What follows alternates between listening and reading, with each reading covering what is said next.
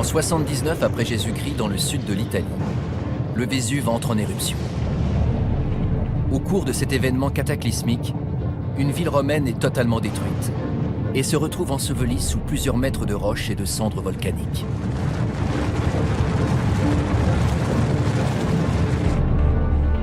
Aujourd'hui, Pompéi est l'un des sites archéologiques les plus importants au monde. Une fenêtre unique sur une civilisation disparue depuis longtemps, dont les vestiges les plus poignants sont les corps des habitants, surpris par les coulées et figés pour l'éternité dans les derniers instants de leur vie. Cet événement est inscrit dans la mémoire collective moderne. La mort de la ville, les corps, les ruines, le dernier jour de Pompéi.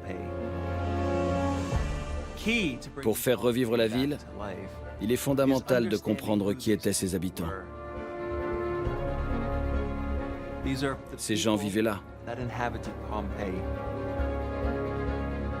Ils peuvent nous raconter beaucoup de choses. Aujourd'hui, une équipe de spécialistes venus du monde entier va plonger dans leur intimité. S'appuyant sur les techniques scientifiques les plus modernes, elle tentera de découvrir des éléments nouveaux et de dissiper certains mythes. Ça vous étonne autant que moi? Absolument. Les chercheurs exhumeront des réserves et des laboratoires des objets qui n'avaient jamais été montrés. Le voilà, le gladiateur. Autorisés à pénétrer sur le chantier de restauration le plus ambitieux jamais entrepris, ils nous ouvriront les portes de maisons fermées depuis des décennies. Une inscription retrouvée ici nous indique que l'endroit était réservé à l'élite. Grâce à la technologie de télédétection par laser, le LIDAR, une équipe d'architectes a pu réaliser des modélisations numériques remarquables de certains des bâtiments. Elle a également créé le plan en 3D le plus précis de Pompéi qui existe à ce jour. Cette modélisation révèle pour la première fois le quotidien de la population d'une ville romaine. Nous savions depuis longtemps comment les habitants de la ville sont morts. Aujourd'hui, nous avons une occasion unique de découvrir comment ils ont vécu. Pompéi a existé. Elle a une histoire. Des gens peuplaient la ville, ils y vivaient. Il ne tient qu'à nous de connaître leur quotidien aussi bien que nous connaissons leur fin tragique.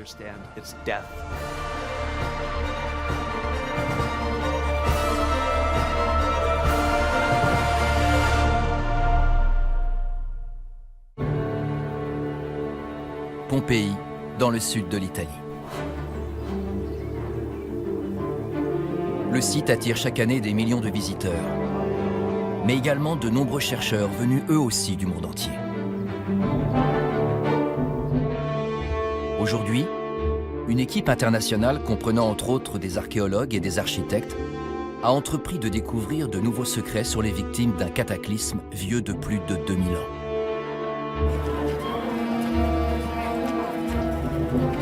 Pour la première fois, les moulages en plâtre de plusieurs corps seront exposés sous une pyramide en bois, construite pour l'occasion dans l'amphithéâtre de la ville. Grâce aux nouvelles technologies d'imagerie, une équipe d'archéo-anthropologues dirigée par Estelle Lézer va pouvoir étudier les victimes enfermées dans leur gangue de plâtre. C'est l'aventure. On ne sait absolument pas ce qu'on va trouver et c'est passionnant. Tandis que les archéologues Kevin Dykes et Jean-Pierre Brun étudieront de nouveaux secteurs de Pompéi au niveau du sol et depuis les airs, les historiens Mary Baird et Andrew Wallace Adrill nous feront découvrir pour la première fois des objets entreposés dans les réserves du site et des bâtiments en cours de restauration. Ce n'était pas un plat de riche. Tout le monde en mangeait.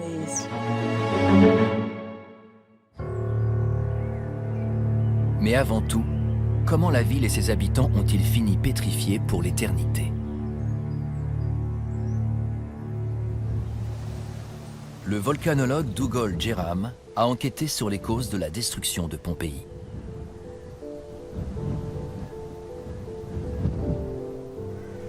Aujourd'hui, des fumées s'échappent toujours du cratère du Vésuve, le volcan le plus actif et le plus dangereux du continent européen.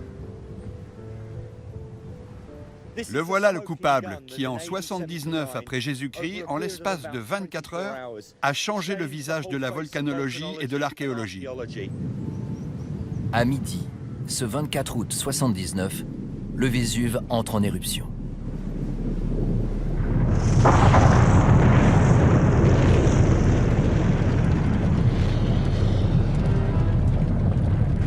Mais les habitants de la région ne se rendent pas tout de suite compte du danger. Premier signe, une très fine couche de poussière et de cendres retombe sur la ville.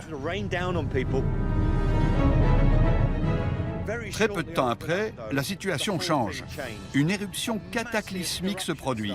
Une colonne de matière s'élève à près de 29 000 mètres dans le ciel, formant un nuage en forme de champignon.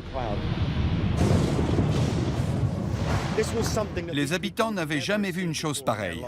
Ça a été la panique.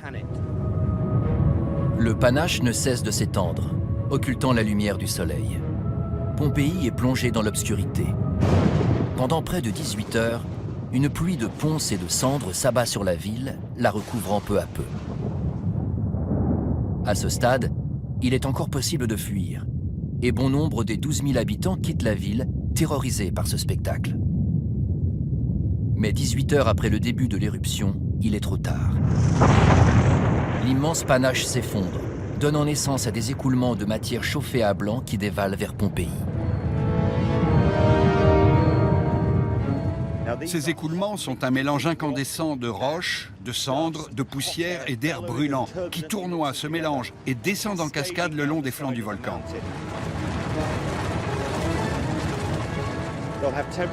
Ils atteignent une température de 200, 300, voire 500 degrés. Appelées coulées pyroclastiques, ces avalanches de matière volcanique sèment la mort sur leur passage.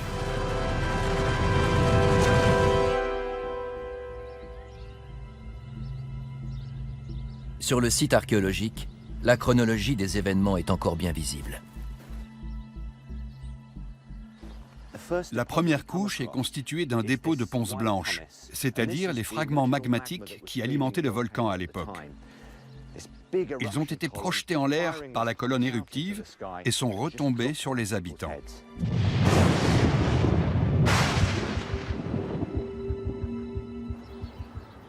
Ici, le dépôt est nettement différent. On distingue de très nombreuses strates qui s'empilent les unes sur les autres. C'est ce qu'on appelle une stratification entrecroisée, et ça indique qu'elle a été mise en place par un courant turbulent. Ça correspond à la couche laissée par une coulée pyroclastique.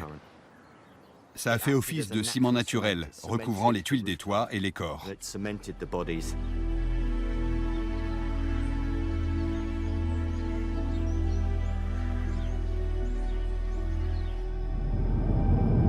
Quand l'éruption prend fin, tout ce qui se trouve dans un rayon de 15 km du Vésuve est mort et totalement détruit.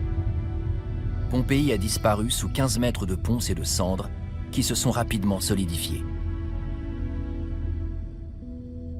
Au bout d'une cinquantaine d'années, la ville ainsi rayée de la carte tombe dans l'oubli, jusqu'à sa redécouverte au XVIIIe siècle. Et lorsque les fouilles approfondies commencent en 1860, les archéologues constatent quelque chose d'incroyable.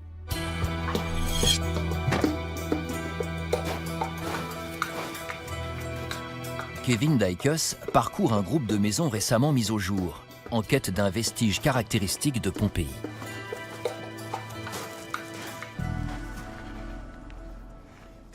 La cendre s'est solidifiée en une couche dure comme de la pierre, mais au cœur de laquelle on trouve parfois de grands vides. Ici, on ne voit pas le fond de ce trou. Ça doit faire plusieurs mètres de long. C'était probablement une poutre, mais le bois s'est décomposé depuis longtemps.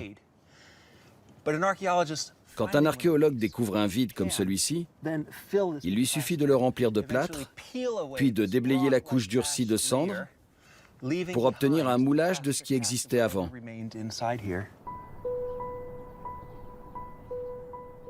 Toutes les matières organiques se sont désagrégées. Les poutres en bois, les portes et bien sûr les cadavres des animaux et des habitants.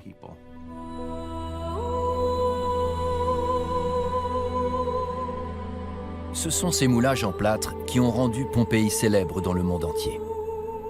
surtout ceux des habitants figés à jamais dans leurs derniers instants, tués par la coulée pyroclastique et enterrés sous des tonnes de cendres. Au fil du temps, leur corps s'est décomposé, mais leur forme imprimée en creux a permis aux premiers archéologues du site, comme l'Italien Giuseppe Fiorelli, d'effectuer ces reproductions saisissantes.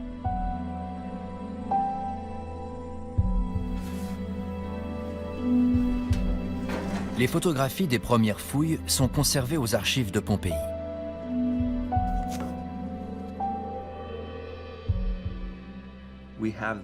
Ces corps qui témoignent des ultimes instants de la vie de ces gens sont un souvenir macabre de la dernière journée de Pompéi, du chaos et de la panique qui se sont emparés de la ville. Ces photos fournissent des indices précieux sur la méthode de fabrication des moulages, longtemps resté un mystère.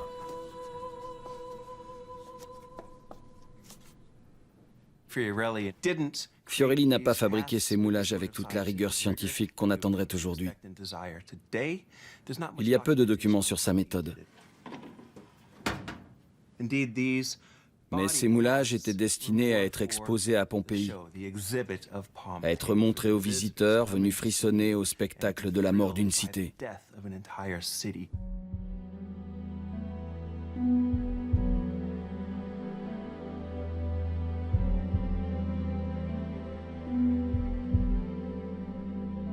La curiosité morbide des premiers touristes a donné naissance à de nombreux mythes au sujet des moulages.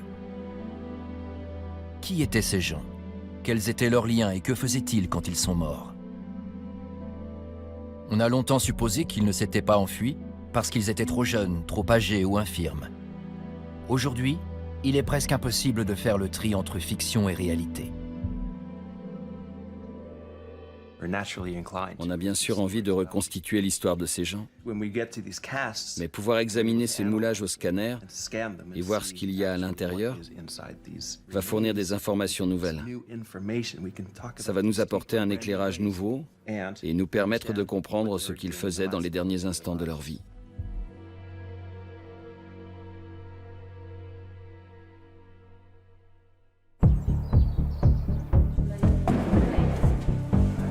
C'est dans ce but que pour la première fois, les moulages vont faire l'objet d'une analyse archéo-anthropologique approfondie.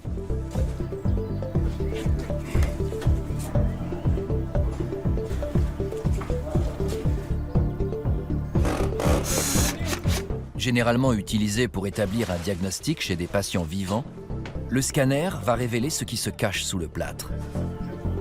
Sous la houlette d'Estelle Laser, les scientifiques vont tenter de déterminer qui étaient les victimes de la catastrophe et de mettre ainsi fin aux spéculations.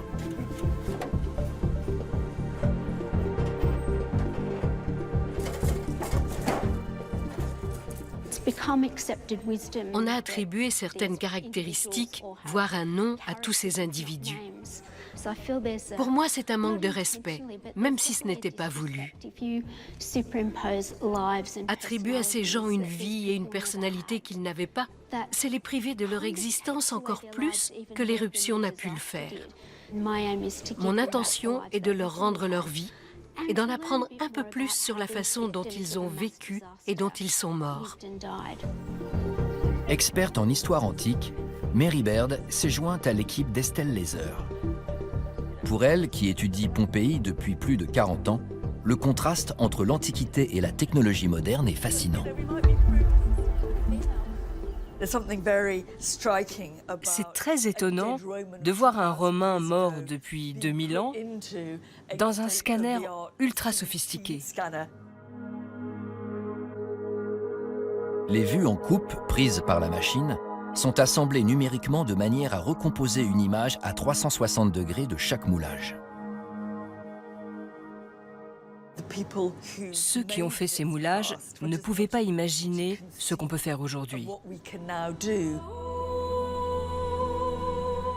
Les premiers à passer au scanner sont ceux de 2 femmes présumées enceintes.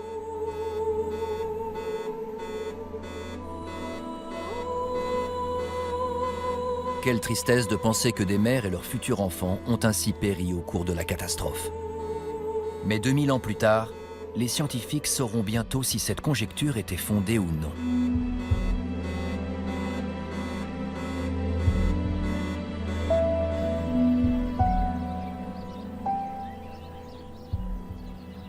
L'étude des moulages n'est qu'une partie d'un programme de restauration beaucoup plus vaste. En effet, le site a été abîmé par le temps, les intempéries et les millions de visiteurs qui s'y pressent tous les ans. Baptisé Grand Projet Pompéi, ce programme est doté d'une enveloppe de 150 millions de dollars afin de protéger de toute urgence ces ruines inestimables.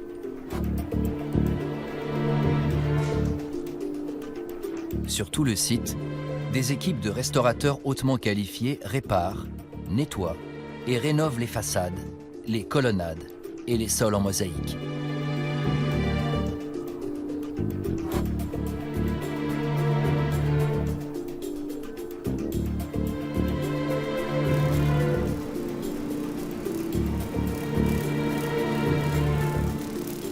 On comprend mieux l'étendue des difficultés quand on sait que les fresques murales sont exposées à tous les vents depuis des décennies.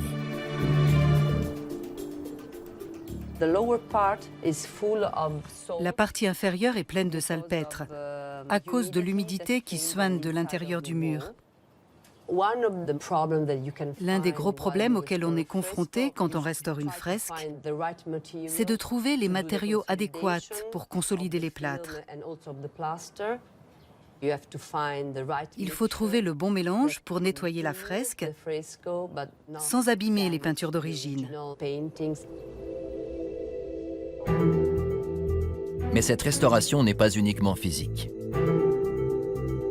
Des architectes spécialisés, équipés de scanners laser 3D, ont été chargés de créer des modèles numériques extrêmement précis de nombreux bâtiments.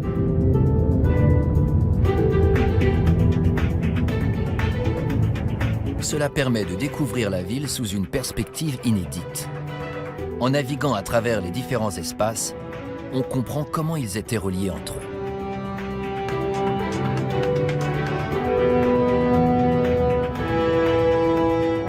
Et en voyant les pièces du dessus, on saisit également mieux l'importance et la minutie des décorations.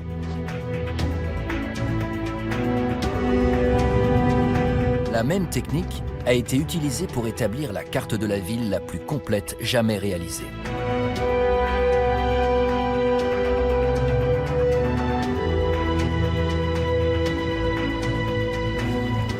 Pour les archéologues, comme Kevin Daikus, c'est un outil inestimable. Ils peuvent désormais se représenter le fonctionnement de la cité et la vie quotidienne des habitants dans leur environnement. C'est très compliqué de se déplacer physiquement dans des ruines et de comprendre ce qu'on a sous les yeux. Avec cette numérisation, on peut visualiser le site d'une façon complètement nouvelle, en 3 dimensions, et se déplacer avec une facilité qu'on n'a pas sur le terrain. On voit les contours des maisons et l'espace autour d'elles. On voit les décors dans leur contexte. Et on peut faire une chose qu'aucun visiteur ne fera jamais. Survoler tous ces bâtiments et les replacer dans un cadre plus large. Le quartier auquel ils appartiennent, puis la ville elle-même.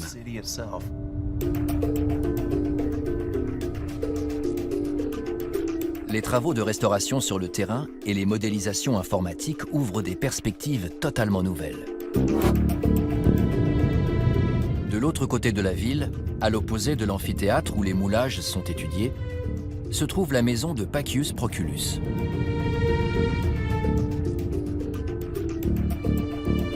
Cette demeure a été fermée pendant des décennies. Aujourd'hui, les restaurateurs nettoient et protègent les magnifiques mosaïques qui couvrent le sol.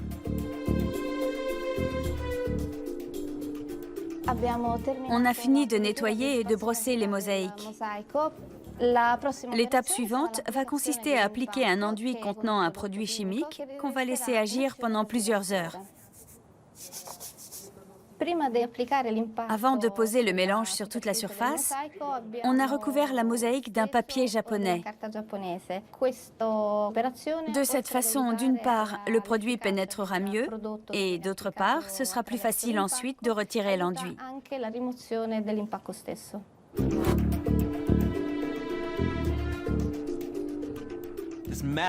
Grâce à ce projet de restauration colossal, on a pu entrer dans des maisons qui étaient fermées depuis des dizaines d'années et découvrir les fresques et les mosaïques sous un jour complètement nouveau. Pacius Proculus était un homme politique riche et influent.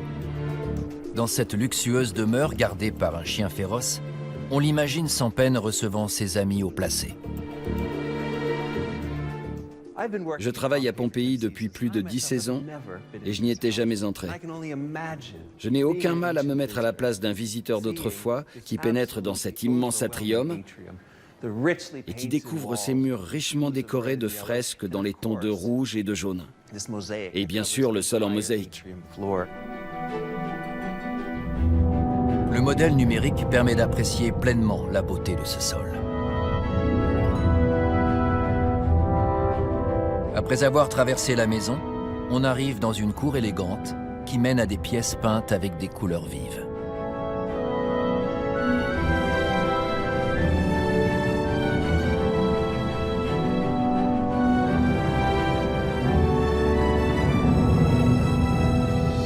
La vue aérienne montre que la maison de Pacius Proculus se trouvait dans un quartier chic, en plein centre de la ville.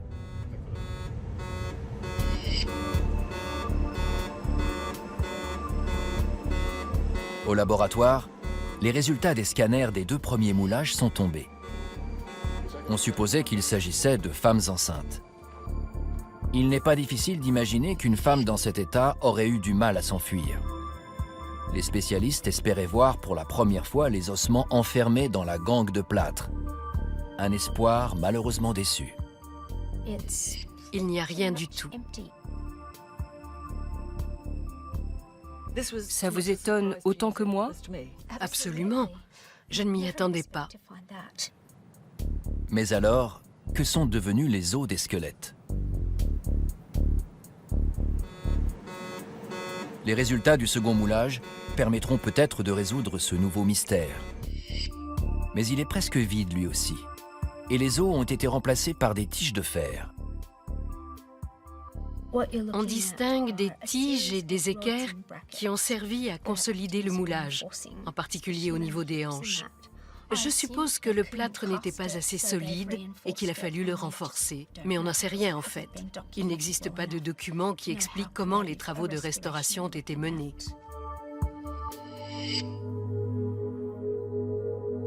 Ces découvertes jettent une lumière nouvelle sur la technique de fabrication de ces moulages au XIXe siècle. Estelle Leiser pense que les archéologues, confrontés à la fragilité du plâtre, ont dû trouver une solution pour préserver la forme des corps. Ils ont alors sacrifié les squelettes et les ont remplacés par des renforts en métal. Pour Mary Baird, cela concorde avec les méthodes de réhabilitation du site à l'époque des premières fouilles. Quand on se promène dans Pompéi aujourd'hui, on a l'impression de déambuler au milieu des maisons. D'une certaine façon, c'est vrai. Les maisons sont telles qu'elles étaient. Mais quand on regarde des photos datant des premières fouilles, on voit des maisons détruites par une éruption volcanique. Je suppose que c'est la même chose pour les moulages. Ce sont bien les victimes. Mais pour que nous puissions les voir ainsi, les archéologues ont dû faire un travail plus important qu'on ne l'imagine.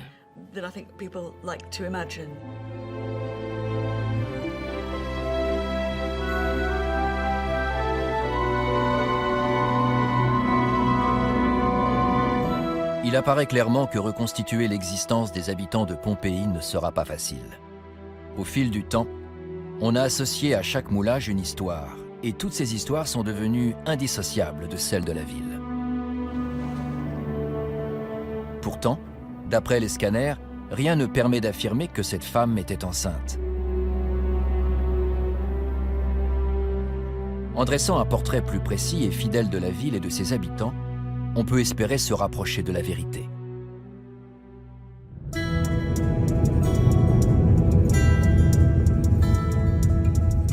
Pompéi était une petite ville de province, construite sur un plan quadrillé, comme le montre la modélisation aérienne. Cette perspective en 3D met en évidence l'organisation d'une ville provinciale romaine. On voit clairement le tracé du mur de fortification, la division en quartiers à l'intérieur de l'enceinte et les principales artères qui mènent aux portes de la cité. Plus à l'ouest, on trouve le Forum, c'est-à-dire le centre politique, économique et religieux de la ville romaine.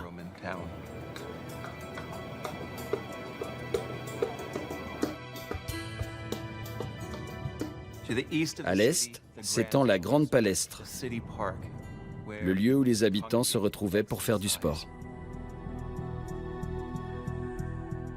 Et juste à côté, l'amphithéâtre, où avaient lieu les combats de gladiateurs. L'amphithéâtre romain de Pompéi est le plus ancien connu à ce jour. C'était le cœur de la ville. Des dizaines de milliers de gens ordinaires s'y rendaient dans l'espoir de voir le sang couler. Notre guide est Andrew Wallace-Adrill, un spécialiste de l'histoire romaine. À l'entrée, il nous montre une inscription à la gloire de l'édifice. Il est écrit ici « Spectacula », un lieu de spectacle, consacré « in perpetuum », c'est-à-dire pour toujours. C'est très risqué d'écrire une chose pareille. Qui peut promettre l'éternité? Eh bien, grâce au Vésuve, l'amphithéâtre est presque devenu éternel, 2000 ans plus tard. L'amphithéâtre pouvait largement accueillir toute la population de la ville. Ce qui signifie sans doute qu'il attirait aussi des spectateurs venus de loin pour les Jeux. Les gladiateurs se battaient entre eux, mais ils étaient aussi opposés à des animaux sauvages. Des loups, par exemple, qui peuplaient les collines voisines. Mais l'image hollywoodienne de gladiateurs affrontant des lions et des tigres serait un peu exagérée pour une petite ville comme Pompéi. Dans l'Antiquité, à la place de ce gravier, il y avait du sable dans l'arène.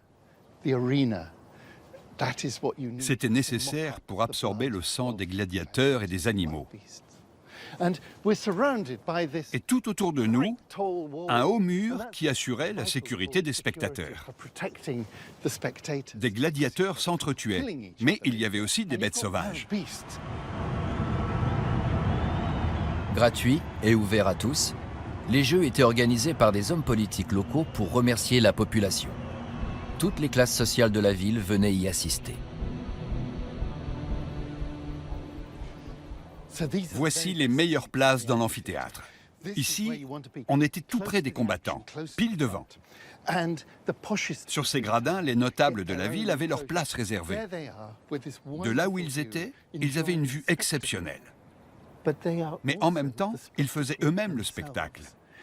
Ils venaient pour voir et être vus.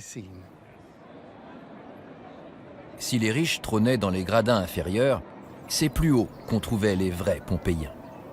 C'étaient eux, les plébéiens qui, accompagnés de leur famille, hurlaient le plus fort quand le sang coulait. On voit le sang qui gicle sur le sable. Imaginez la frénésie de 10 000 personnes en train de suivre les combats. Il n'en manque pas une miette. Brusquement, quelqu'un se lève pour mieux voir et tout le monde l'imite. Toute la foule est surexcitée.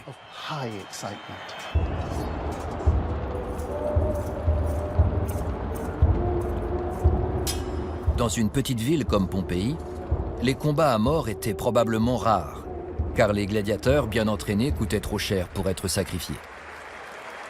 Ici, les jeux ressemblaient plus à des combats de catch modernes, destinés à divertir le public.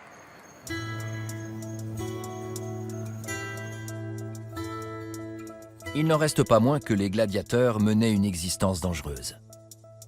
Dans une réserve à l'autre bout de la ville, Maciej Henneberg cherche un squelette qui, selon lui, porte les traces d'un passé violent.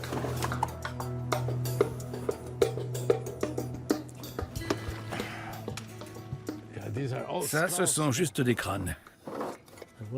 Et ça, on dirait un squelette complet. Oui, C'est bien lui. Ce crâne était celui d'un homme. On le sait parce que le point d'insertion du principal muscle du cou est très large.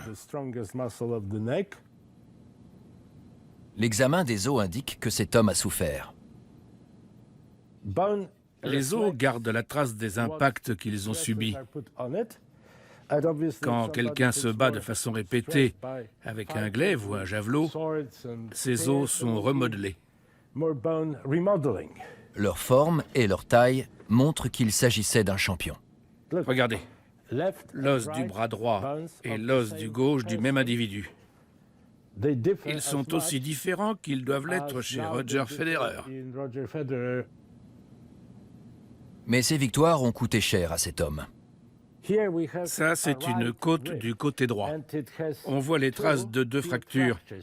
Une ici sur le côté et une autre là plus à l'avant, peut-être causée par un coup porté par un objet contondant. Le squelette du gladiateur montre que cet homme était une force de la nature.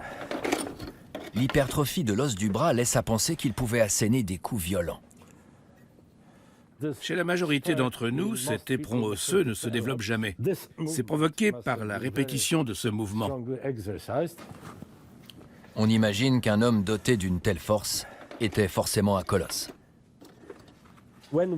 Après avoir mesuré ses os, on a constaté qu'il faisait 20 cm de moins que moi. Si on avait été face à face, il me serait arrivé là.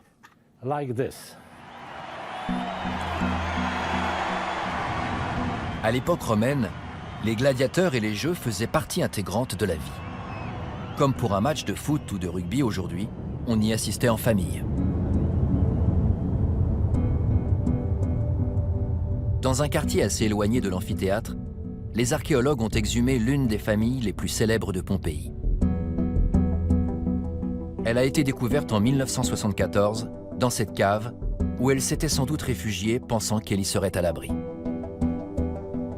On a supposé qu'il s'agissait du père, de la mère serrant un enfant dans ses bras et d'un autre encore plus jeune.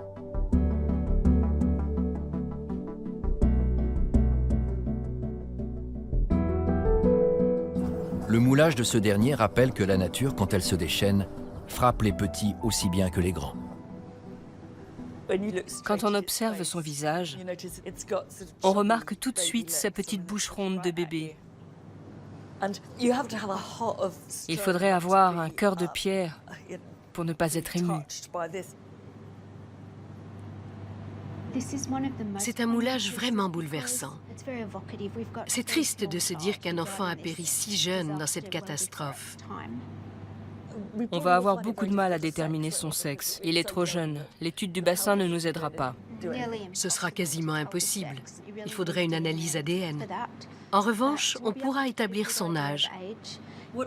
Ce que j'aime dans ce moulage, c'est qu'on distingue bien les vêtements qu'il portait.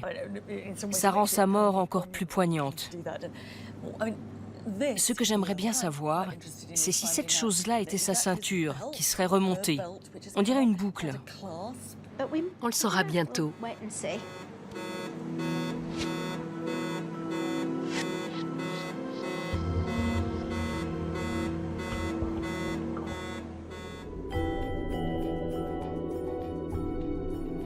Le corps des victimes retrouvées à Pompéi était parfois tordu, et certains moulages ne rentrent pas dans le scanner. Estelle Lézeur et son équipe se sont donc rendus là où ces moulages sont exposés. Oui, là c'est bien.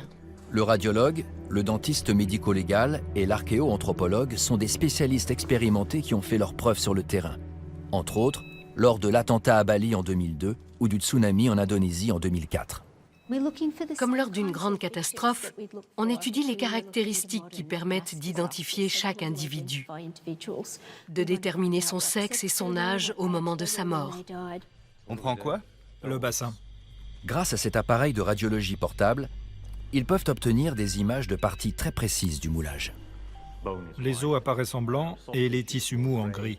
Le métal est complètement blanc, les rayons ne le traversent pas. Mais le plâtre pose des problèmes. Il y a quelque chose, mais le plâtre est trop épais pour qu'on voit ce que c'est. Le gros problème, c'est que l'os et le plâtre ont la même densité. Ça revient à chercher du plâtre dans du plâtre. Quand on ne dispose pas d'un squelette complet, l'un des meilleurs moyens pour établir l'âge d'une victime est d'examiner ses dents. Les étapes du développement dentaire sont pratiquement immuables au sein des différentes populations dans des zones géographiques données. De ce fait, on obtient des résultats extrêmement précis.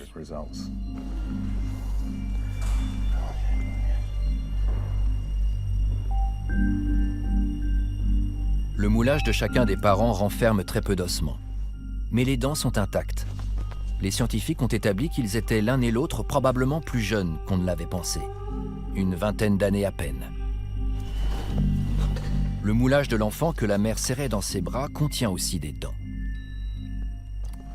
Des dents. Bien qu'elles ne soient pas là où elles devraient être. Voilà la mâchoire inférieure de l'enfant. Elle est au niveau de la taille à peu près. Elle a dû glisser jusque dans cette cavité. Les dents ont l'air un peu de travers. Elles sont complètement de travers. Cet enfant n'était pas allé chez l'orthodontiste. C'est certain. C'est une découverte encourageante qui va permettre de déterminer l'âge de l'enfant. On a supposé qu'il avait 5 ou 6 ans. Il a encore ses dents de lait et quelques dents définitives. Il n'a pas encore perdu ses dents de lait.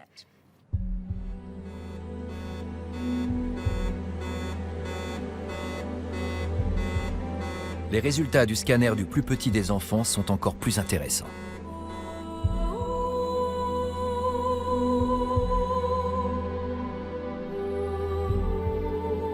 Par la magie de la technologie numérique, on découvre pour la première fois ce qui se trouve sous l'enveloppe de plâtre.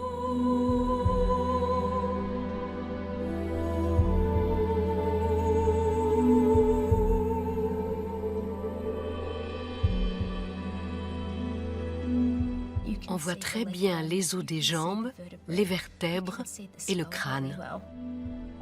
En analysant le développement des os de la jambe et du pied, Estelle Laser va pouvoir estimer l'âge de l'enfant.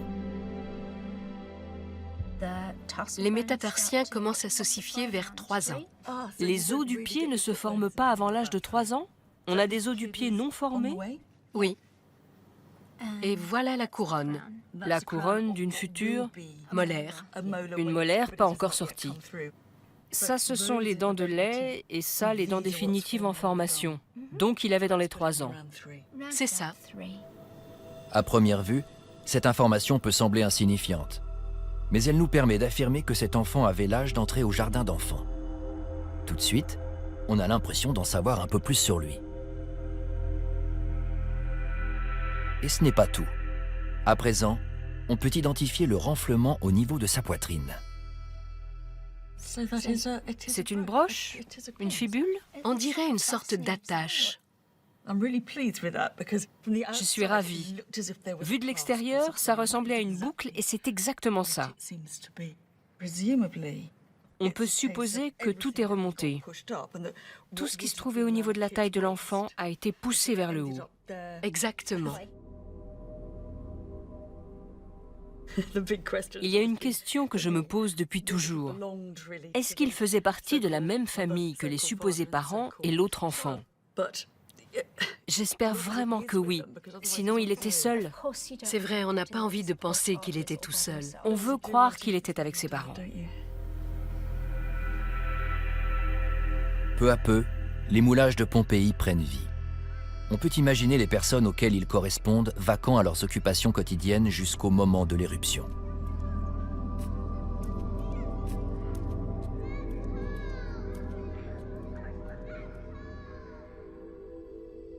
Cet instantané de leur existence est rendu encore plus réel grâce au modèle en 3D des maisons et des édifices de Pompéi. Une des propriétés les plus remarquables du site se trouve dans la partie sud-est de la ville. Kevin Daikus a étudié la vue aérienne de cette villa romaine urbaine. C'est un domaine exceptionnel, situé le long d'une des artères les plus passantes, pas très loin de la porte de la ville et juste au sud de l'amphithéâtre.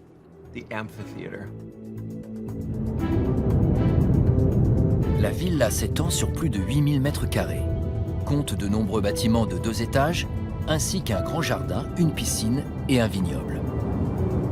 Spontanément, on se dit qu'elle appartenait à un riche propriétaire privé. Mais pour Kevin Dicus, c'est sa situation qui indique sa véritable fonction. C'est idéalement situé pour attirer à la fois les Pompéiens de tous les horizons, mais aussi les gens venus en ville pour y mener des affaires ou peut-être pour assister au combat de gladiateurs qui se déroulait dans l'amphithéâtre tout proche.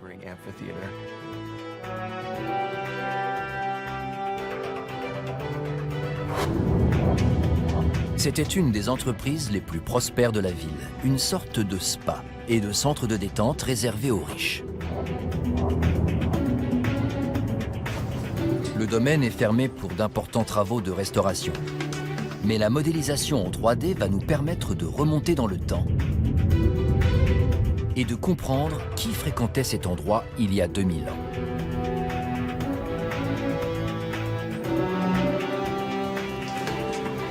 Shelley Hales est spécialiste de l'architecture romaine.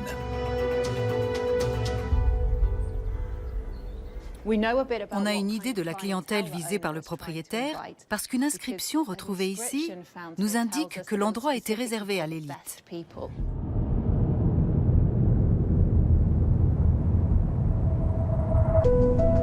Ses clients privilégiés traversaient d'abord l'atrium, aux proportions harmonieuses, avant d'accéder au complexe thermal proprement dit.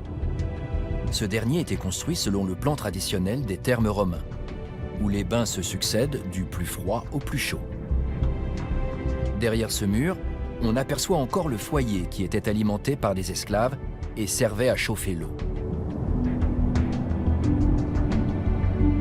Les clients se voyaient-ils proposer des extras? On l'ignore. Mais on connaît l'identité du propriétaire grâce à une inscription peinte sur la façade. Une petite annonce qui détaillait les biens à louer et qui indique son nom. Ce qui est fascinant, ce n'est pas tant le fait que la personne qui dirigeait cet établissement thermal avait manifestement la bosse du commerce. C'est que c'était une femme. Elle s'appelait Julia Félix, Julia la Bienheureuse. Comme les femmes à l'époque, elle n'avait pas le droit de voter ni d'entrer dans la partie des thermes réservée aux hommes. En revanche, elle pouvait mener ses affaires comme elle l'entendait. Bienheureuse, en effet.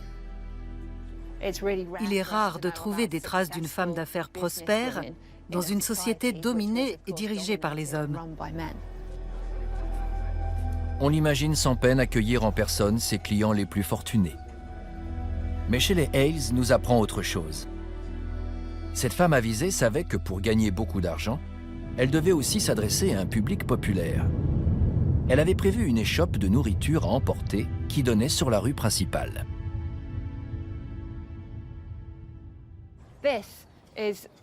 C'était le genre d'endroit qu'on trouvait partout dans Pompéi, dans les grandes artères.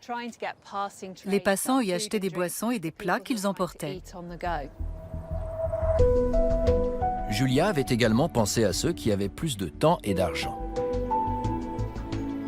Dans l'auberge adjacente, on pouvait s'installer dans le triclinium pour manger tranquillement ou grignoter sur le pouce si on était pressé. Il y en avait pour tous les goûts et toutes les bourses. Cela prouve l'intelligence de cette femme, qui a su satisfaire les envies de tous les membres de la société pompéienne, quelle que soit leur fortune et leurs conditions sociales. Paradoxalement, le Vésuve qui a détruit la ville a aussi préservé ses ruines. Ainsi, il n'est pas nécessaire de s'interroger sur le type de plat que Julia servait à ses clients, puisque certains aliments ont été conservés sous la couche de cendres.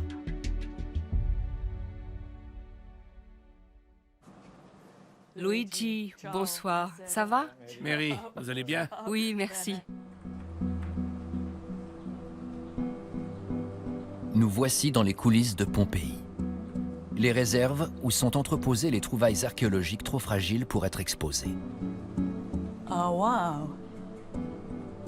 Mary Baird a la chance de pouvoir examiner les restes de nourriture. Il y a des grenades, des amandes, des olives, et là, des fruits à coque magnifiques. Mais lesquels? Des noix, je crois. Ces vestiges permettent de se représenter la façon dont vivaient les gens ordinaires juste avant l'éruption. Des figues. Ce n'était pas un plat de riche. Tout le monde en mangeait. Une carapace de tortue. Quelqu'un a dû se régaler avec ça. Luigi, qu'avez-vous d'autre? Montrez-moi tout, c'est la caverne d'Ali Baba ici. Allez-y. Ce bac est rempli d'intestins de poissons pourris et saumurés vieux de 2000 ans. L'ingrédient principal d'un condiment romain bien connu, appelé garum. Toujours fabriqué localement, il a un goût, disons, particulier. Oh non. En voilà. On le fabrique encore pas très loin d'ici. Je le sens d'ici. C'est absolument immonde. Je réessaie pour montrer que je suis courageuse. Ouf! Il faut savoir que les Romains en mettaient d'énormes quantités dans tout ce qu'ils mangeaient. Cette miche de pain a été retrouvée dans un four. Le boulanger avait même laissé dessus l'empreinte de son pouce en guise de poinçon. C'est l'empreinte d'un pouce? Oui, une empreinte. Pour Mary Baird, ce pain nous rapproche des habitants de Pompéi. Ce sont ces petites choses qui montrent la rupture dans le quotidien, dans le présent, provoquée par la catastrophe. C'est une miche de pain ordinaire, mais personne n'a jamais pu la manger. C'est absolument fabuleux de pouvoir voir tout ça. On ne trouve pas ce genre de vestiges du monde romain ailleurs qu'à Pompéi.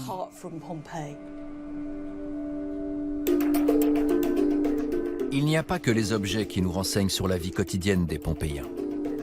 Le grand projet Pompéi a permis l'ouverture de nouveaux bâtiments dont l'histoire peut se lire dans les fresques.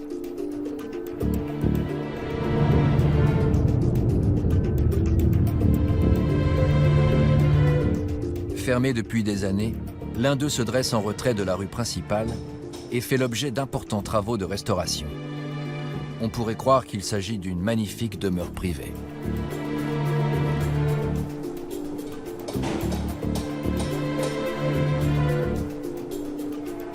Mais sa splendeur cache en fait une fonction beaucoup plus prosaïque. Grâce aux installations dans le jardin, l'archéologue Jean-Pierre Brun a compris que cette maison était en fait une blanchisserie. C'est ce qu'on appelait la Foulonica. Ce n'était pas seulement un endroit où les Romains aisés faisaient nettoyer leurs toges, c'était principalement un atelier où la laine vierge était apprêtée. Nous sommes ici dans la partie principale où se tenait l'activité du foulon. Vous pouvez voir un ensemble de 3 bassins qui servaient au rinçage des vêtements. Ici, la laine était mise à tremper dans un mélange d'argile, de soufre, de soude et d'urine humaine fermentée. Les employés n'étaient jamais à court de ce dernier ingrédient. On disposait en effet des pots à l'extérieur pour que les passants puissent se soulager. Le climat méditerranéen faisait le reste. Une chose est sûre, on devait pouvoir repérer la blanchisserie à l'odeur. Et la fermentation de l'urine produisait un produit chimique qui permettait de dégraisser les vêtements. Pour cela, les esclaves devaient fouler les étoffes pieds nus. Ce n'est donc pas étonnant que ce travail ait été confié aux plus jeunes. On y mettait généralement de jeunes esclaves parce que justement c'était un travail qui demandait peu de qualification mais beaucoup de force physique. C'était un travail très dur.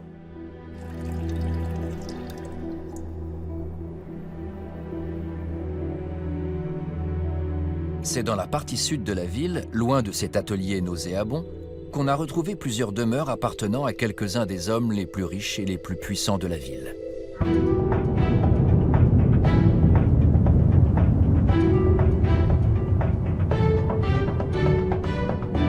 L'une des plus impressionnantes compte 60 pièces et s'étend sur une superficie de près de 3000 m².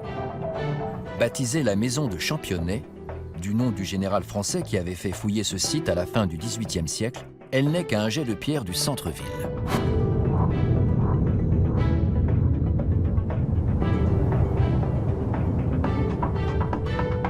Depuis l'arrière de la maison, on jouit d'une vue absolument imprenable sur la baie de Naples.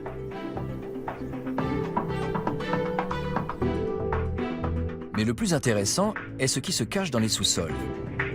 Grâce à l'animation en 3D, nous allons pouvoir découvrir une partie de l'habitation romaine qu'on a rarement l'occasion de voir. Les cellules où logeaient les esclaves, les membres les moins visibles et les moins connus de la société dans l'Antiquité.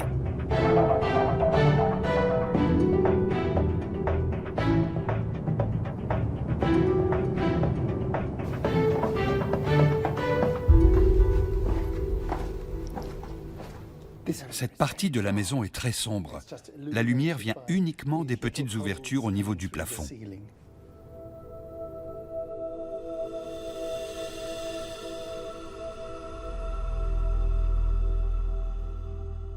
Elle était réservée aux services et aux domestiques. On y voit la cuisine et une enfilade de réduits pour les esclaves. D'après les estimations, le propriétaire en possédait une cinquantaine qui s'occupait aussi bien de la cuisine et du ménage que du jardinage et des travaux dans la maison.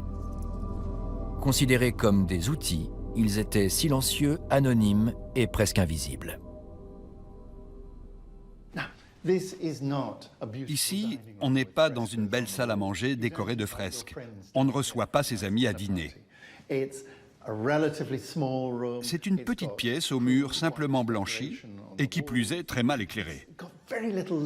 Une fois la porte fermée, la seule source de lumière vient du trou percé là-haut dans le plafond.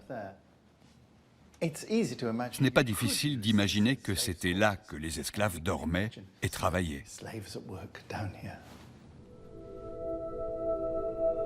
L'esclavage était une institution dans la société romaine.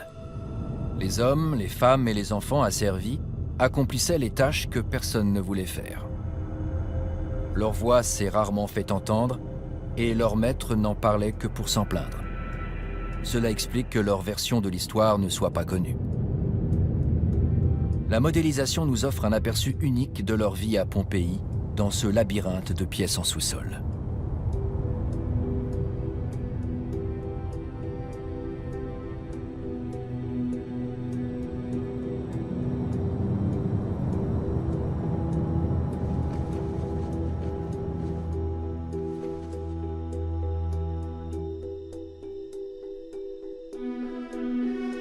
Comme les esclaves, les pauvres sont une des catégories de la population les plus difficiles à identifier.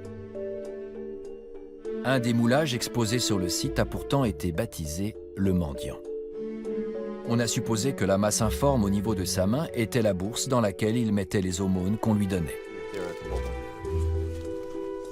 Sur son pied droit, on reconnaît la forme d'une sandale, peut-être le cadeau d'un bienfaiteur. Si cet homme était bien un mendiant, quelle était sa vie à Pompéi avant l'éruption? Cette peinture exceptionnelle qui ornait une maison montre une matrone respectable, accompagnée de son esclave, qui fait l'aumône à un vieil homme. On voit un vieil homme avec un bâton et à ses pieds un joli petit chien. Il demande probablement à cette dame de quoi se payer son prochain repas.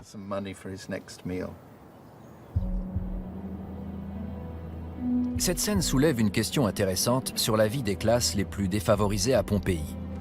Valait-il mieux être un esclave privé de droit, mais logé et nourri, ou un homme libre, mais sans le sou?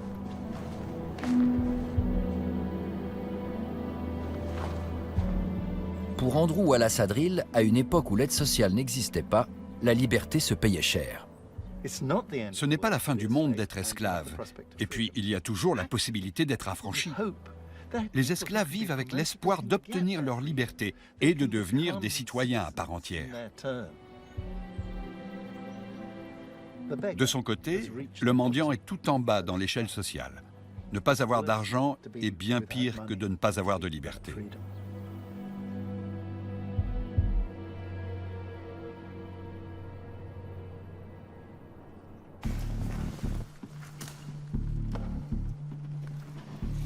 Tiens-le bien parallèle. C'est bon? J'y vais. La radiographie du fameux mendiant a permis d'éclaircir certains points. On pensait que la masse autour de la main gauche était une bourse qui contenait l'argent qu'on lui donnait. Il n'y a pas de pièces dedans. Non. C'est seulement un peu de plâtre qui a débordé et c'est à l'origine du mythe sur l'identité de cet homme. On sait à présent qui il n'était pas. L'analyse de la sandale permettra-t-elle de déterminer qui il était? Sur les radios, les détails sont beaucoup plus nets. C'est absolument incroyable. On voit que c'était un modèle très élégant. Oui, voilà la lanière. Oui, D'après le compte-rendu, elle tient bien le pied. elle a l'air très chic. Adieu la théorie du généreux bienfaiteur. Cet individu avait les moyens de s'offrir de belles chaussures. Les premiers résultats remettent clairement en cause la thèse du mendiant. Mais que dit l'examen des os? Voilà les os du pied et là, la partie basse du tibia. Les radios révèlent un détail anatomique qui contredit ce qu'on pensait jusqu'à présent. On distingue le cartilage de conjugaison sur l'os du talon. Qu'est-ce que c'est?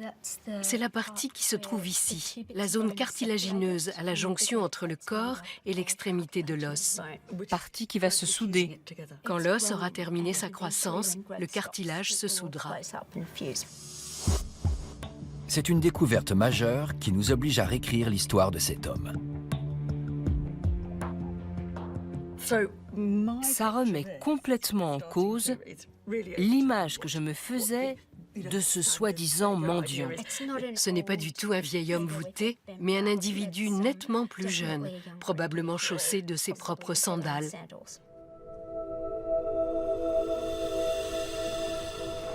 L'image du vieillard s'estompe et une fois de plus, nous sommes confrontés à une victime apparemment jeune et en bonne santé. C'est un tableau beaucoup plus clair et fidèle de Pompéi qui se dessine peu à peu. Dans cette petite ville provinciale prospère, une bonne partie de la population était jeune, active et plutôt aisée. Mais dans ce cas, comment expliquer qu'elle n'ait pas fui la cité au moment de l'éruption ?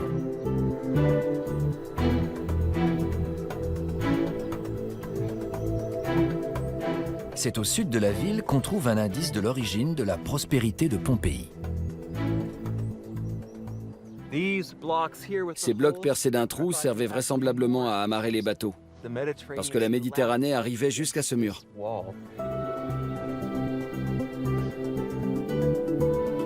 Au fil des siècles et des mouvements géologiques, le paysage s'est transformé et aujourd'hui, la mer est à près de 4 km du site. Mais avant l'éruption, Pompéi était une ville portuaire florissante, une véritable plaque tournante du commerce maritime.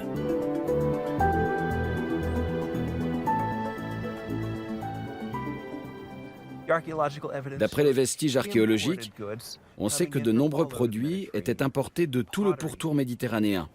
Des poteries, des biens de consommation, des articles de luxe. L'exportation aussi était essentielle pour l'économie de la ville, qui vendait son vin et son huile. La vie à Pompéi était indissociable de la Méditerranée.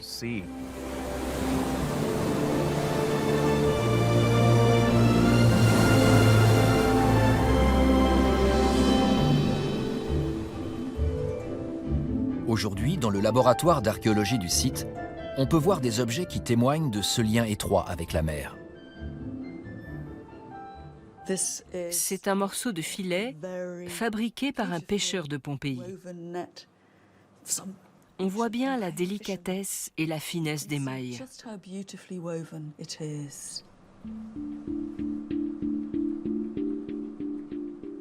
Encore des tiroirs. Ces conques ont d'abord servi de repas à un Pompéien avant d'être recyclés en instruments à vent utilisés dans les théâtres pour annoncer le début du spectacle. On est censé souffler dedans. Je vais essayer. J'ai triché. Pas moyen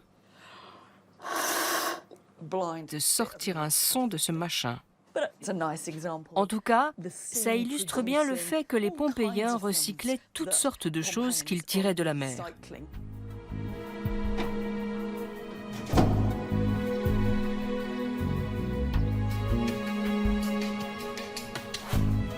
vin était l'un des principaux produits d'exportation de Pompéi.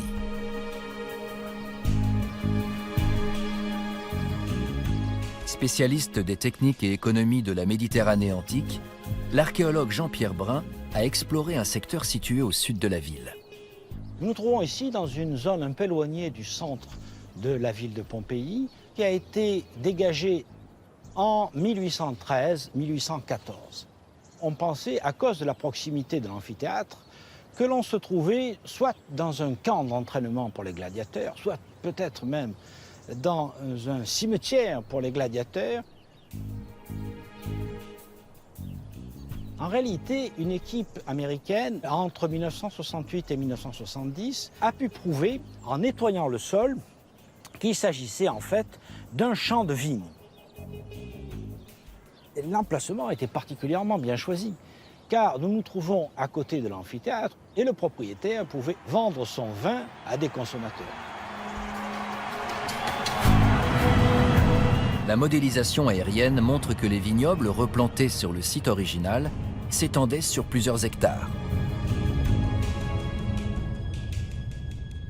Dans les années 1970, les spécialistes s'étaient inspirés de la technique du moulage des corps des victimes pour prendre des empreintes des anciens pieds de vigne. Ainsi, ils avaient pu identifier précisément le cépage rouge cultivé là 2000 ans plus tôt.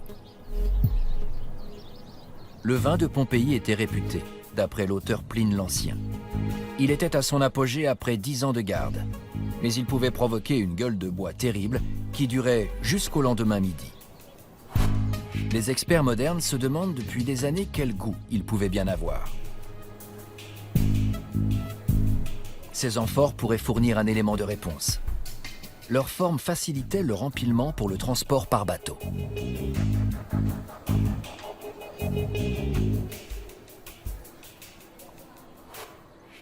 Elles sont faites d'une argile locale et elles étaient poreuses. Et donc, il fallait les enduire à l'intérieur de pois, c'est-à-dire une espèce de goudron. Et cette poix finissait par donner un goût un peu étrange au vin, qui me paraîtrait à nous étrange, un goût assez fumé, mais auquel ils étaient habitués. Et finalement, qui ne nous paraîtrait pas plus étrange que de boire un whisky tourbé aujourd'hui.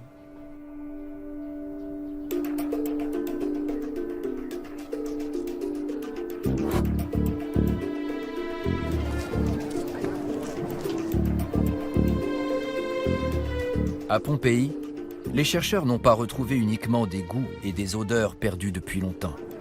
À condition de savoir où chercher, on peut aussi entendre les habitants s'exprimer, par le biais de graffitis un peu partout dans la ville. Aujourd'hui, les graffitis sont associés à la pauvreté et à la délinquance. C'est une dégradation. Mais dans l'Antiquité, où tout le monde n'avait pas forcément de quoi écrire, le graffiti était une forme de communication et d'expression importante. Katie Huntley est à l'écoute des voix disparues de Pompéi. Voilà un exemple d'un tag antique. Un certain Faustus a écrit son nom.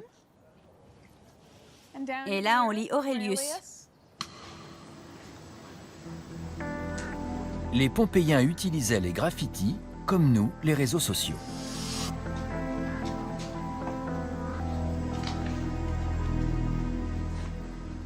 Ça ressemble à un petit mot d'amour. Je crois que ça dit « Mété, esclave de Serminia, M. Crestus, esclave d'Atalia ». À la lecture de ces mots, on imagine ces quelques instants où l'esclave transi d'amour a laissé cette trace de lui pour l'éternité.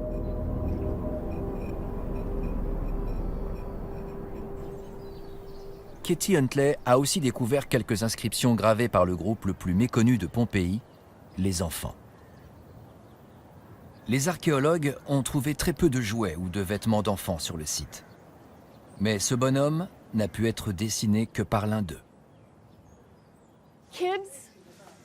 Quelle que soit l'époque et le pays, les enfants dessinent de la même façon, parce que c'est lié à leur développement cognitif. Ils mettent l'accent sur ce qui est important pour eux, et c'est pour ça que la tête est aussi grosse. Ils aiment aussi dessiner des choses qui rayonnent vers l'extérieur. Les graffitis de ce genre sont omniprésents dans la cité. On sait qu'ils sont anciens, car les premiers archéologues en avaient recensé de nombreux exemples. Pour Katie Huntley, les endroits où ils ont été découverts fournissent une information précieuse sur la vie des enfants à Pompéi. Plus de la moitié des graffitis gravés par des enfants à Pompéi se trouvent dans des espaces publics. C'est la preuve qu'ils avaient des activités extérieures et n'étaient pas consignés dans les maisons.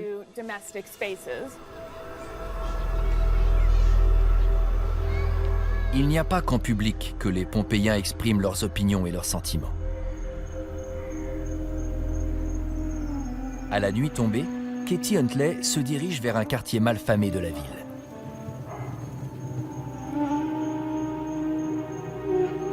Ce lupanar était une des maisons de prostitution de Pompéi. Comme dans tous les ports, ces établissements étaient nombreux. Mais celui-ci est le seul qui affichait aussi clairement la couleur.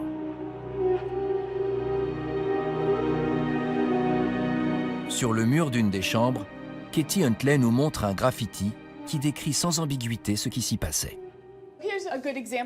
Voilà un bon exemple de ce type de graffiti. Le mot futuit, qu'on traduit souvent par « avoir des rapports sexuels avec quelqu'un ». Mais si on veut vraiment rester fidèle à ce qu'a voulu dire la personne qui l'a écrit, c'est baiser. J'ai baisé une telle. Futuit sum hic. J'ai fait ça ici. Cet autre mur peut se lire comme un livre d'or des clients qui expriment leur satisfaction. Les graffitis sont au passé, c'est après l'action.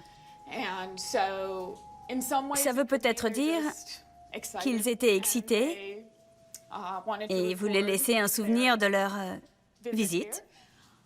On peut aussi imaginer que les prostituées les encourageaient à laisser un commentaire pour leur faire de la pub, en quelque sorte.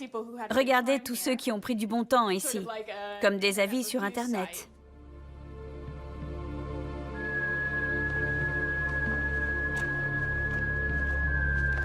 Il semble que la majorité des clients repartaient contents.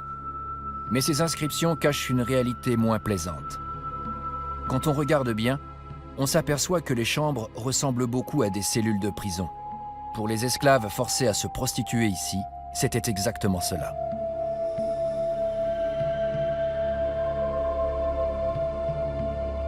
Les graffitis ne révèlent qu'un aspect des choses, car aucune femme n'aurait travaillé ici si elle avait eu le choix.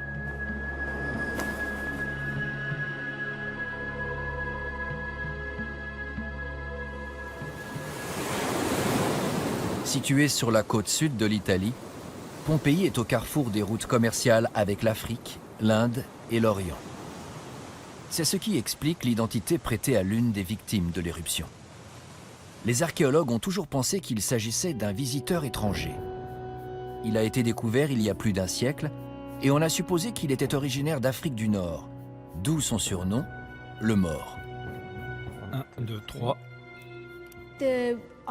La ville étant un port fluvial, on y croisait peut-être des Africains ou des esclaves d'origine africaine. Cet homme aurait pu être l'un d'eux. Le moulage est trop grand pour être passé au scanner. Il faut effectuer une radio in situ.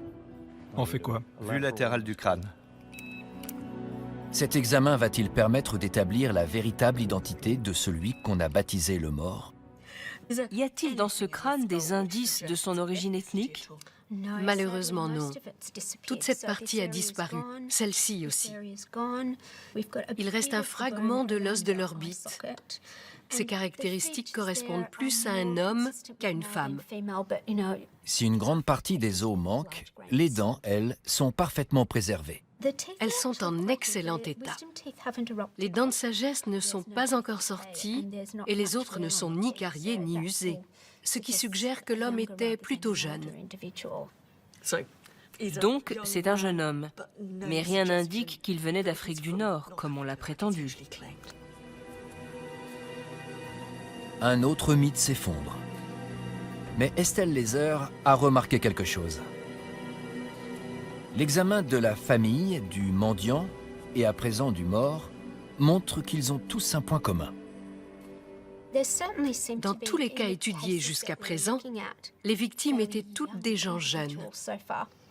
On a souvent dit que c'étaient les habitants jeunes et en bonne santé qui avaient réussi à s'enfuir, et que ceux qui étaient restés étaient les femmes enceintes, les grands-mères et les petits-enfants. C'est complètement faux.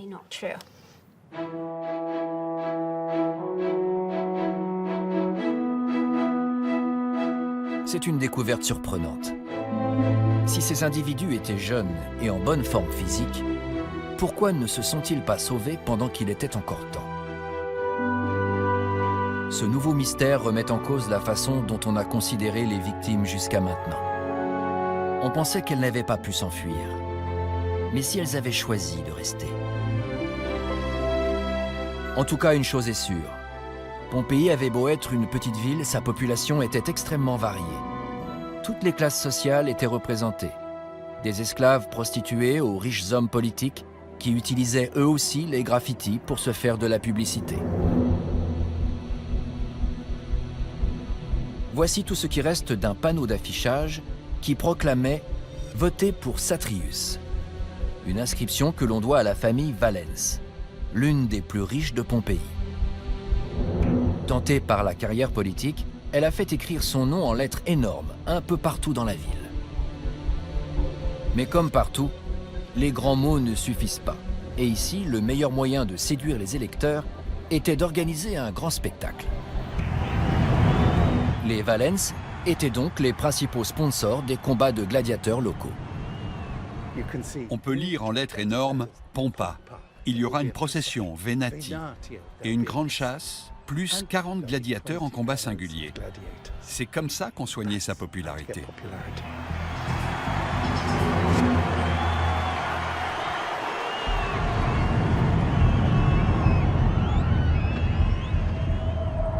La famille Valens ne se contentait pas de donner des jeux, comme on peut le voir dans un autre quartier de la ville. Les décors somptueux de leur villa urbaine, connue sous le nom de « Maison de Vénus à la coquille », avaient aussi pour fonction d'impressionner leurs concitoyens.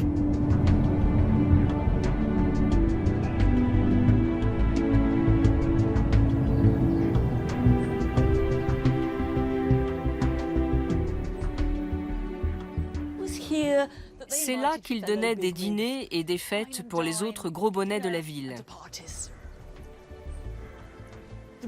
Les restaurateurs travaillent actuellement ici, tout comme les peintres 2000 ans avant eux, car ce qui faisait l'orgueil des Valens, c'étaient les fresques qui ornaient les murs.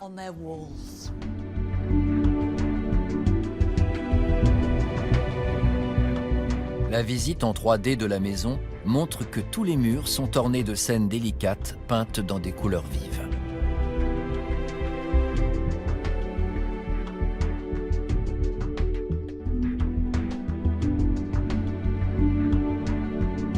Cette maison en dit long sur le goût ostentatoire des Valens, qu'on imagine sans peine recevant leurs amis dans cette cour magnifique.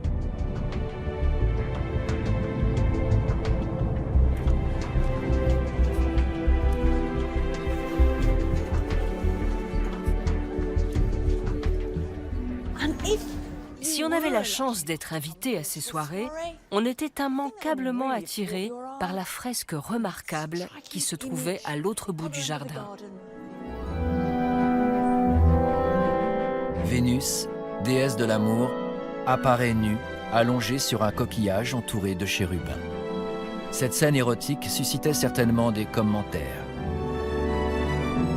Pour Mary Baird, elle est surtout très révélatrice de la personnalité des propriétaires des lieux. C'est un peu trop théâtral. Elle est impressionnante vue de l'autre extrémité du jardin. Mais quand on s'approche, on se rend compte qu'elle est très ordinaire. Franchement, vous imaginez une déesse avec la jambe dans cette position? Ça en dit long sur les Valens eux-mêmes, tout dans l'apparence.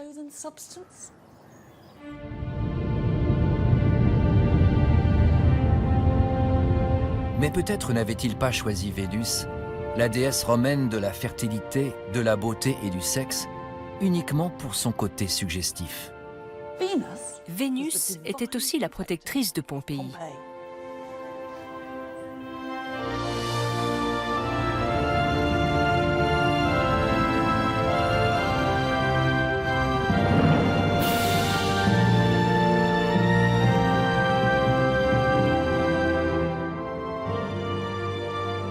À l'époque, seuls quelques notables fortunés ont pu apprécier la décoration de cette demeure. En revanche, le parfum, un des produits que la ville exportait, était à la portée de tous, riches ou pauvres.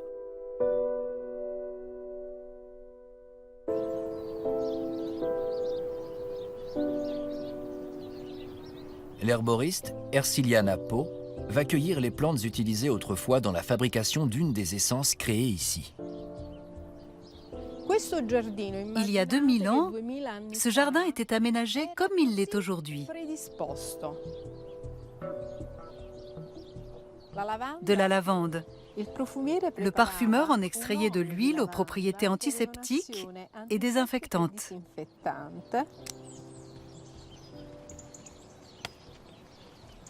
L'iris était à la base d'un parfum très délicat, utilisé par les femmes riches parce qu'il était extrêmement coûteux.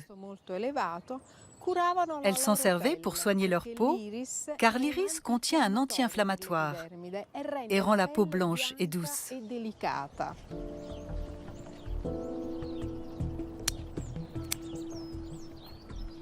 Le myrte est une plante considérée comme sacrée. Après la cueillette, on faisait infuser ensemble ces ingrédients tout simples pour créer un parfum porté par de nombreux Pompéiens. Dans l'Antiquité, on ne faisait pas de distinction entre un parfum pour homme ou pour femme, comme c'est le cas aujourd'hui. En revanche, il y avait une différence énorme entre les parfums utilisés dans une classe sociale ou une autre. Les plus riches portaient des fragrances importées d'Orient et dont le prix était plus élevé. Les plus pauvres achetaient des parfums plus rustiques, préparés avec des ingrédients qu'on trouvait dans tous les jardins d'herbes aromatiques de Pompéi. Un mélange, par exemple, composé de roses, de patchouli, de résine de pin et d'encens, mélangé avec un colorant rouge, auquel on ajoute du sel pour faire office de conservateur. On mettait les plantes dans un récipient, on couvrait d'huile et on laissait infuser le tout. On laissait macérer pendant plusieurs jours, parfois 2 semaines. Et ensuite, on pressait le tout pour en extraire les essences. Cette première pression donnait une huile extrêmement parfumée.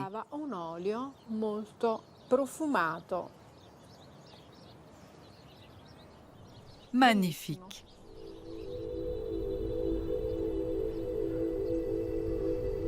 Sous le climat chaud et humide de Pompéi, les habitants aimaient à se parfumer. Dans l'Antiquité, on était aussi très à cheval sur l'hygiène corporelle. On a retrouvé à travers la ville de nombreux établissements de bains publics, dont le plus luxueux se trouve près du Forum. Les Romains adoraient les bains. Riches ou pauvres, presque tout le monde se rendait régulièrement au terme.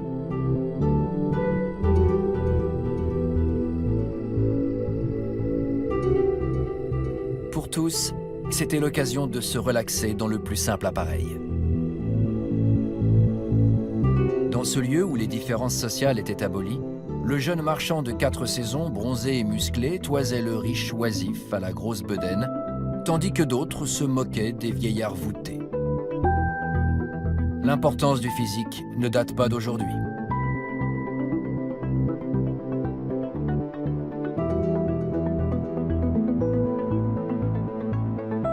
La modélisation en 3D a permis de révéler un secret bien caché.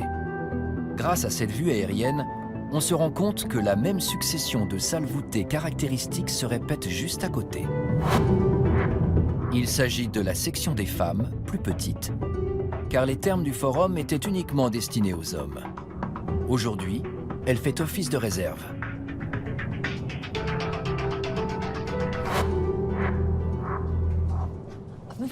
C'est la première fois que j'entre dans des bains réservés aux femmes. Une chose est sûre, ils sont loin d'être aussi luxueux que ceux des hommes.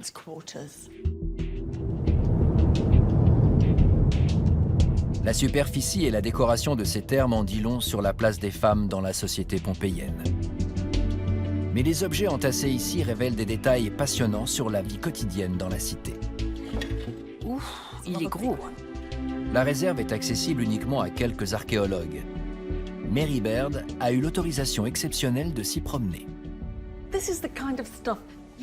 C'est le genre d'objet qu'on trouve dans toutes les maisons de Pompéi. Dans les cuisines, les logements des esclaves, les placards. Le col d'une amphore qui contenait du vin ou de l'huile d'olive. Santé.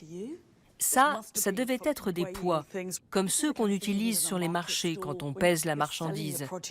Je vous en mets combien? Au milieu de ce bric-à-brac d'objets du quotidien, on est soudain frappé par la réalité de la tragédie qui s'est passée dans cette ville. Sur ces étagères s'alignent plus d'une centaine de crânes, sans compter les ossements de victimes anonymes. Quant à ces tas immenses de petits morceaux de pierre, ce sont des vestiges de sol en mosaïque, si répandus à Pompéi. En fait, c'est probablement sous cette forme qu'étaient livrées les mosaïques, avant que les artisans n'assemblent toutes ces tesselles en un magnifique tableau.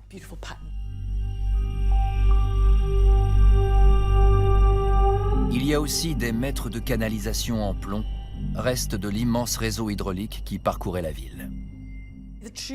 Il faut préciser que les riches pompéiens se souciaient plus d'avoir de l'eau courante pour leurs fontaines que dans leurs toilettes. Et avec les canalisations, il y a forcément des robinets, comme cela.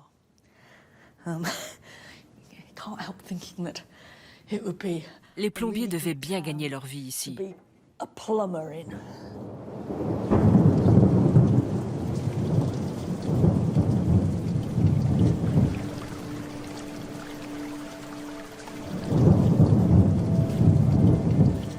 Les plombiers n'étaient pas les seuls à être débordés. Les peintres et les décorateurs avaient également du travail à foison. La ville se trouvait dans une zone d'activité sismique et était régulièrement secouée par des tremblements de terre. Le plus violent avait d'ailleurs endommagé les thermes et de nombreux bâtiments 17 ans avant la catastrophe. Les dégâts avaient été si importants qu'au moment de l'éruption, une grande partie de la ville était encore en travaux. Aujourd'hui, des pigments utilisés par les décorateurs de l'époque sont soigneusement conservés dans des tiroirs de la réserve archéologique. Ce bleu était très utilisé dans les résidences huppées de Pompéi. Là, c'est du jaune, du rouge. Il y a aussi un rose fabuleux. Il faut savoir que les couleurs renseignaient le visiteur sur l'aisance financière des propriétaires d'une maison parce qu'une bonne partie de ces pigments étaient importés de l'étranger. Ça les rendait d'autant plus recherchés, plus luxueux et bien sûr plus coûteux. En particulier le bleu qu'on retrouve dans beaucoup de maisons, celle de Julia Félix entre autres. Comme les gens essayaient de suivre la mode et d'impressionner leurs hôtes, les décorateurs de Pompéi ne chômaient pas. Plusieurs de ces godets proviennent de la maison des peintres au travail. Elle a été appelée ainsi parce qu'on y a mis au jour des outils, du matériel de décoration et de nombreuses fresques inachevées.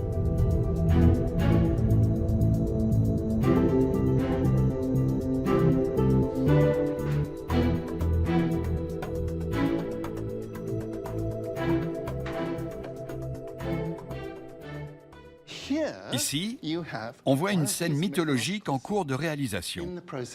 Tout autour, il y avait des godets de peinture, des compas et tous les outils dont un peintre avait besoin pour un travail de précision.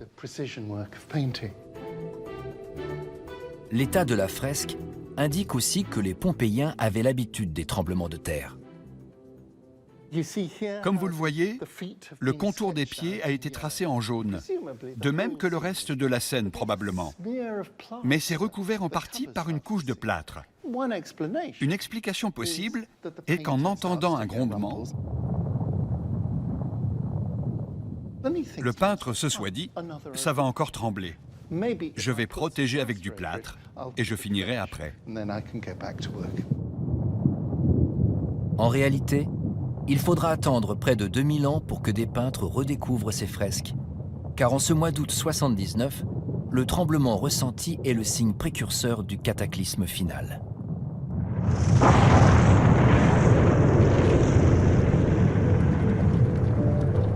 La carte en 3D de la ville est terminée, et nous pouvons enfin saisir l'ampleur du désastre. Toutes les rues et les bâtiments que nous voyons, plus tous ceux qui n'ont pas encore été dégagés, seront bientôt engloutis sous un nuage brûlant de cendres et de pierres. Mais il reste un mystère à résoudre. Comment expliquer que 1600 personnes n'aient pas quitté la ville, alors que des milliers d'autres étaient parvenus à s'enfuir?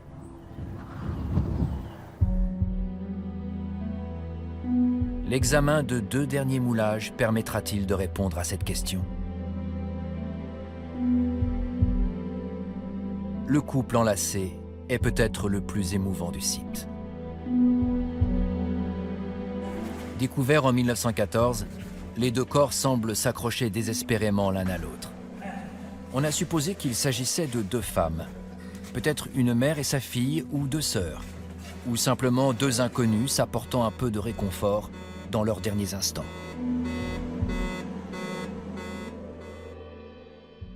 Elles étaient ensemble. Est-ce qu'on sait laquelle est la plus jeune? On a pensé que celle-ci était la plus jeune des 2, à cause du développement de son squelette. De plus, sa dentition n'est pas celle d'une personne âgée. Les dents de sagesse ne sont pas sorties.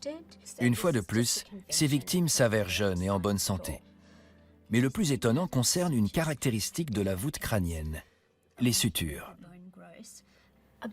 Environ 20% des habitants de Pompéi ont un os supplémentaire ici, 35% là et 39% de ce côté. Ce sont des marqueurs génétiques de la population, ce qui nous indique que cette personne était originaire du même environnement. Autrement dit, il y a au moins un groupe d'individus originaires de Pompéi, puisqu'ils partagent le même trait caractéristique dans cette zone géographique. Apparemment, il y a une certaine homogénéité, ce qui est surprenant pour une ville portuaire. Vous dites homogénéité, moi je dis pompéien pur jus. D'accord.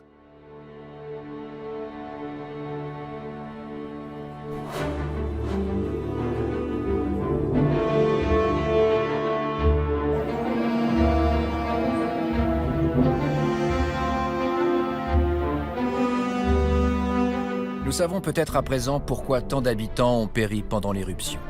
Certes, Pompéi était un port, mais elle était peuplée en grande partie de jeunes gens originaires de la ville.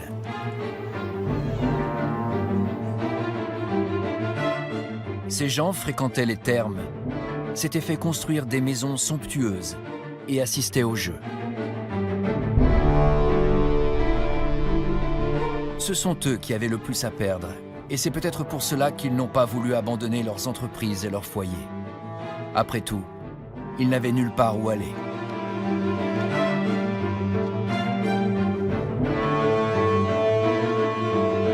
Et de fait, ils sont toujours là, pétrifiés pour l'éternité, victimes emblématiques d'une catastrophe naturelle qui a figé leur ville dans le temps.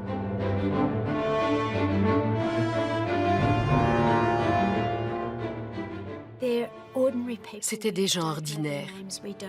On ne connaît pas leur nom, on ne sait pas forcément ce qu'ils faisaient dans la vie, mais ils étaient comme nous. C'est ça le plus fascinant.